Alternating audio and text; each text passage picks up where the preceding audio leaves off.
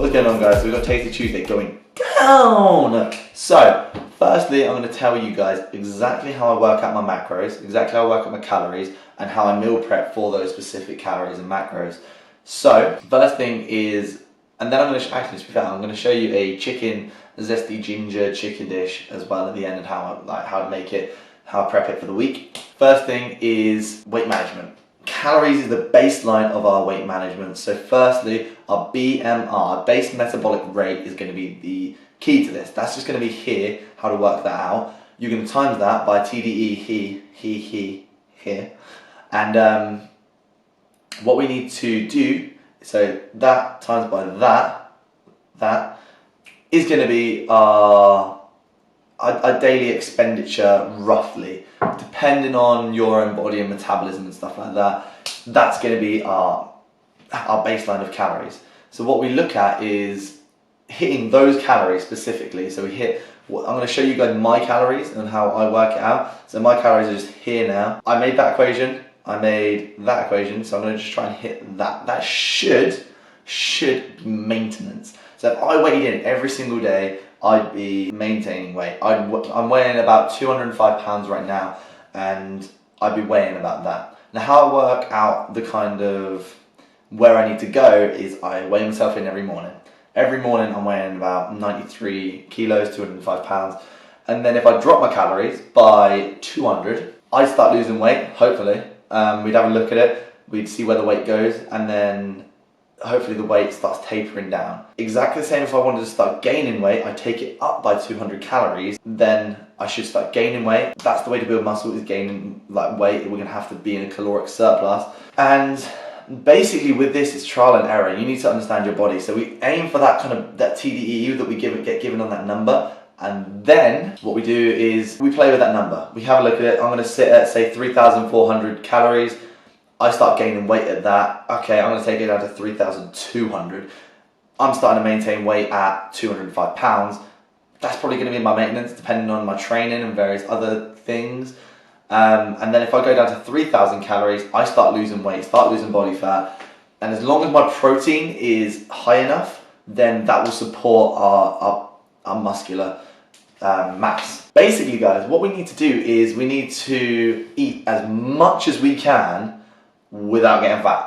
That is ideal, because the more calories we have and the more fuel we have, the better we are going to perform, the better we are going to feel, which is going to feel awesome. And then if we're not gaining fat, then we may as well eat more, because then you're not going to be hungry, you're going to feel better, you're going to train harder, your energy levels are going to be high. And as long as we're eating the right things, and meal timings and stuff like that can come into it, but other than that, we're just looking at calories in versus calories out, basically. So, macronutrients, protein, carbs and fats, how are we going to slot these numbers into our diet? So, protein is first. I'd always say go for target body weight. So, say I'm sat at 205 pounds and I want to get to 190 pounds. I'm going to aim for 190 grams of protein. That's what I'm going to aim for. That's my target body weight. Say if I wanted to lose weight, 205 pounds, I'm going to come down, say I want to come down 15 pounds. That will be my target body weight, 190 grams of protein. Now let's take an example of, say, 150 pound, Jesus Christ, 150 pound person, and they wanted to get to 140 pounds. Their target then is 140 grams of protein, and that's what you're going to aim for. And then same again, if you want to gain weight, you'd go, I'd aim for 215 grams of protein, and I'd aim for that, and then slowly taper it up as I gain that weight. With regards to the carbs and fats, they are fuel. So if you train every single day really hard, you're probably going to need more carbohydrates. Your insulin sensitivity is going to be higher, so therefore when you take in carbohydrates, your insulin reacts to sort of level out blood sugars. If you train more, your insulin sensitivity increases, so you can deal with that insulin a lot better. Your body doesn't release as much insulin because more glucose go into the muscles.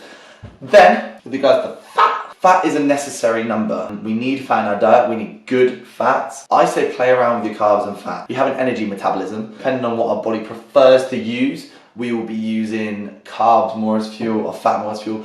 People say, oh, to burn fat, we stop eating carbs and go to ketosis.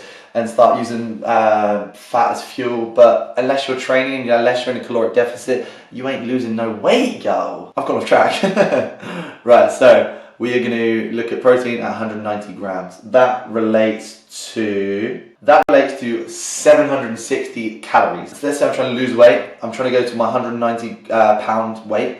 I'm going to have 760 calories from protein. With regards to the rest of the calories, split them up as you see fit. I'd say don't really, depend on who you are, look at setting a baseline for fat. I set my baseline at 70 grams. That gives me 70 times 9. 630 comes from fat, calories wise. 1 gram of fat is 9 calories. 1 gram of protein is 4 calories. What we're looking at is protein deadline. That is a non-negotiable. My protein has to be 190. You need the protein to support the muscular mass that I hold. I don't want to be losing that muscle mass. I want to hold on to it and reduce fat, and that is going to increase, be a better body composition. And then with regards to the carbs and fats, play around with them. So hit your protein, always hit your protein, and then the carbs and fats kind of slide in and out depending on what you have. If you have more rice and stuff like that, you could go higher carb on training days, and then on your rest days go higher fat. And this is all about building your diet. My diet doesn't matter, I'm just showing you kind of examples of what I'm doing. So with regards to the carbs and the fats, hit them. If you go over on your fats one day, but you're under on your carbs, and you hit your calories and you hit your protein, that's fine. Depending on how you feel on certain caloric amounts, it's completely up to you. Like I said, if you train sort of hypertrophy, strength, if you train in a glycolytical format, then you're looking at about probably 3 up to 15 rep ranges in the weights area, doing weights. You're going to be working glycolytically. You're going to be using glycogen as fuel. Anything kind of past that 15, you probably are still going to be using glycogen, but you are going to be working very aerobically. So it won't be as kind of much. On your sort of non-training days, you can kind of go for higher fats, maybe look at more oily fishes, nuts, stuff like that to keep your energy high for when you come back to training, and you can go a bit higher carb. So your glycogen levels are super high, you can train super hard, and it's all going to be fantastic. So how I'm fitting that into my diet with regards to meal prep and stuff, and when I'm trying to prepare for meals for when I'm at work, I work long hours, so getting protein in is hard if you're not prepared and you're not getting meal prep. So what I do is go for as much protein in a meal as possible, and then all the accompaniments will get my carbs and fats. So you're looking at getting a big chicken dish, a big steak dish, fish, stuff like that. And then if I need something else, I can bolster it with kind of rice, sweet potato. I've got a microwave at work, so then I'll probably use something like a tilde rice. That's what I'm going to put with this one, just a normal one. It's easy, simple. So how I fit it in is I look at 190 grams of protein. You're going to be eating a lot, very often, and I go for just sort of big meals because I don't have a lot of time throughout the day. So then I look at getting a nice big meal in 4 times a day, and look to get roughly kind of 40 grams of protein in per meal 4 times a day. That gives you about 160. Then I look at kind of getting the rest from shakes, liquid nutrition, various things, muscle mousse at the end of the night. If I've not hit my protein, then I have a muscle mousse before I go to bed. Stuff like that. But this is all about building your diet. It's all about what kind of fits into your lifestyle. I meal prep a lot because I'm not home a lot to be able to cook a lot of stuff. So I prep a lot when I've got that time off and I've got that time. It's all about you. It's all about what you can kind of achieve in a day, what you can kind of is realistic for your goals. Build, learn. That's the biggest thing. The biggest investment that you can make is yourself, and learning your body and your calories and your kind of what fits into your lifestyle, because that is the key, is learning kind of what works for you and listening to your body. Now let's say you get to the end of the day, it's a long day, you had a really tough training session and you don't feel like eating. If I smash a leg session, I don't feel like eating after. My appetite's completely gone. Say I train legs at 12, so I missed lunch, and then I get to the evening, I've only had 2 2,500 calories and I don't feel like eating, I'm not going to force myself to eat. You've got to listen to your body. So then the next day, you might find that you wake up absolutely starving. Then you go higher calorie, so you make up the calories from yesterday. If over the 2 days, it's not going to make a big difference. Your body is not on a 24-hour timer. You can genuinely just manipulate a little bit and just listen to your body. And it works the same way around. If you are starving, if you are getting cravings, if you feel really energyless and you're not feeling yourself in your training and suffering, you're going to have to up your calories for that day, because your performance should never suffer, because your performance is what's going to get you to your goal. Athletic, whatever your goal is, you need to look at it as optimizing performance with regards to that. With regards to your carbs, same again. Sugar is not bad. So all it is you're going to get more cravings if you're having more simple carbs. If you're having more simple carbs, you're going to get more cravings. Sugar is not going to make you fat. Sugar is not going to change anything. As long as you are within your carbohydrate range on your sort of track, whatever you're tracking on, you're fine. Don't worry about the sugar intake. Obviously, if you're getting cravings, you're getting hungry, you need to sort of look at that and think, okay, maybe I'll look at sort of rices and pastas and stuff like that to kind of like make those cravings come down. But if you're worried about your sugar intake, maybe if you're having like 100 plus grams a day, then yeah, you should be. But if you're having a couple of chocolate bars, maybe like your protein shake's got a bit of sugar in it, I wouldn't worry. Those carbs are still carbs. They're just simpler. They go into our body, they just use the spike our insulin levels, we go, then we get really unhappy. So you need to focus more on getting in those like sort of slower release carbs from the pastas and rice and stuff like that. But don't sort of worry about the sugar too much. Unless you're getting cravings and stuff, like I said. Right, food time!